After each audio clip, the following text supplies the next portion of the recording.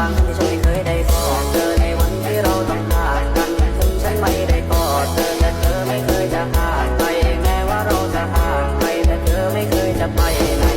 เธอจะรู้ไหมที่เขียนถึงเจ้าในบทเพลงจากความในใจของพี่เองว่าพี่รักเจ้าแค่คนเดียวแต่ขอบใจเธอที่เธอนั้นรักพี่มาตลอด